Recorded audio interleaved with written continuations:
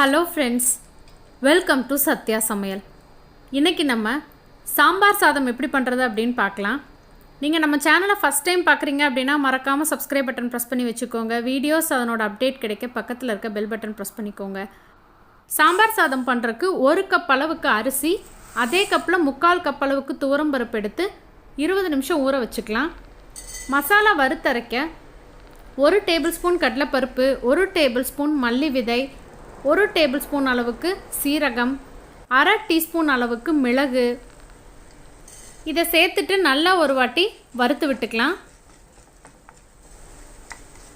லேசாக வறுபட்டதுக்கு அப்புறமா இதில் காரத்துக்கு தகுந்த அளவுக்கு காஞ்ச மிளகாய் சேர்த்துக்கோங்க. நான் இன்றைக்கி காஷ்மீரி மிளகாய் தான் சேர்த்துறேன். கொஞ்சமாக கருவேப்பிலையும் போட்டு வறுத்து விட்டுக்கலாம். 1/4 ஸ்பூனுக்கும் குறைவாக வெந்தயம் சேர்த்துக்கலாம். லைட்டாக வெந்தயம் வறுபட்டதுக்கப்புறமா 3 டேபிள் ஸ்பூன் அளவுக்கு தேங்காய் துருவல் சேர்த்து வறுத்து விட்டுக்கலாம். இது நல்லா ஆறுன அப்புறம் நம்ம பொடி பண்ணி எடுத்துக்கலாம். அரிசியும் பருப்பையும் குக்கருக்கு மாற்றிட்டு 5 கப் அளவுள்ள தண்ணி சேர்த்தணும் அப்படின்னா சரியாக இருக்கும். 1 கப் அரிசி, அதே கப்பில் 3/4 கப் அளவுக்கு துவரம் பருப்புக்கு 5 கப் அளவுக்கு தண்ணி சேர்த்துக்கோங்க. இதில் ஒரு 5-6 சின்ன வெங்காயம், 2 தக்காளியை கட் பண்ணி சேர்த்துக்கலாம். இதிலேயே கொஞ்சமாக மஞ்சள் தூள், சாதத்துக்கு தேவையான அளவுக்கு உப்பு, 1 டீஸ்பூன் அளவுக்கு எண்ணெய் சேர்த்துக்கலாம். இப்போ இது இருக்கட்டும், இது விசில் வரட்டும். உங்களுக்கு எந்த காய்கறி பிடிக்குமோ நீங்கள் அந்த காய்கறி பயன்படுத்திக்கோங்க. நம்ம ஃப்ரெஷ்ஷாக வறுத்தரைச்ச மசாலா, சாம்பார் பொடி நான் 2ம் சேர்த்திருக்கேன். கடாயில் எண்ணெய் வச்சு கொஞ்சமாக சாம்பார் தூள், 3 பச்சை மிளகாய் போட்டு வதக்கி விட்டுக்கலாம்.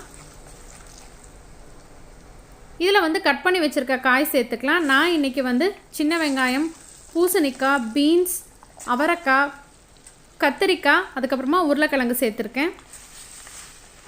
இது எல்லாமே இந்த சாம்பார் பொடியில் நல்லா மிக்ஸ் ஆகிரட்டும். கொஞ்சமாக மஞ்சள் தூள் சேர்த்துக்கலாம்.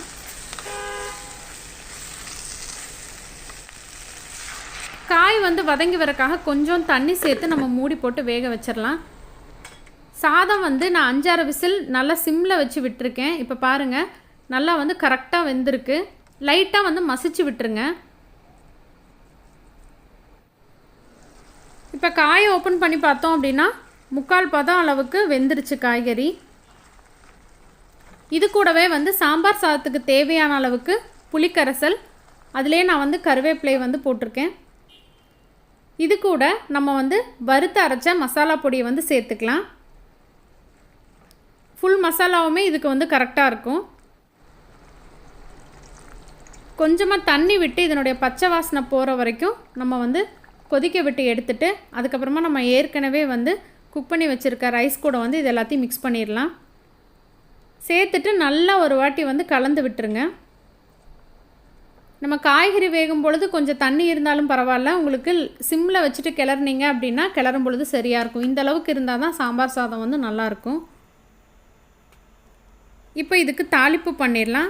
நெய்யில் கடுகு, சீரகம், கருவேப்பிலை, மிளகாய் வத்தல், கொஞ்சமாக முந்திரி சேர்த்து தாளித்து சாப்பாட்டில் சேர்த்து ஒரு வாட்டி கலந்து விட்டுருங்க. நல்லா டேஸ்ட்டான இந்த சாம்பார் சாதத்தை நீங்களும் ட்ரை பண்ணி பாருங்கள். வீடியோ பிடிச்சிருந்தா லைக் பண்ணுங்கள், ஷேர் பண்ணுங்கள், கமெண்ட் பண்ணுங்கள். சுவை இருந்திட சுவைத்து பாருங்கள். தேங்க்யூ.